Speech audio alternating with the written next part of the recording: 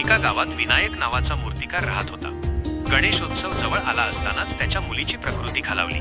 तिच्या शस्त्रक्रियेसाठी खूप पैशांची गरज होती, पण विनायककडे काहीच उरले नव्हते. एकीकडे मुलीचे आजारपण आणि दुसरीकडे सार्वजनिक मंडळाच्या मोठ्या मूर्तीचे काम पूर्ण करण्याचे दडपण त्याच्यावर होते. संकष्टी चतुर्थीच्या रात्री विनायक थकलेला असतानाही बाप्पाची मूर्ती घडवत बसला. त्याचे हात थकले होते, पण डोळ्यांत पाणी आणि मनात श्रद्धा होती. अचानक एक लहान मुलगा तिथे आला आणि विनायकला मूर्ती कामात मदत करू लागला. त्या मुलाच्या सहवासामुळे विनायकचा उत्साह वाढला आणि पहाटेपर्यंत अत्यंत तेजस्वी अशी मूर्ती पूर्ण झाली. सकाळी जेव्हा विनायक शुद्धीवर आला तेव्हा तो मुलगा तिथे नव्हता. मंडळाच्या लोकांनी मूर्ती पाहून विनायकला मोठी रक्कम बक्षीस म्हणून दिली. तो पैसे घेऊन दवाखान्यात पोहोचला तेव्हा डॉक्टरांनी सांगितले की रात्रीतून मुलीच्या प्रकृतीत इतकी सुधारणा झाली आहे की आता शस्त्रक्रियेची गरज उरली नाही.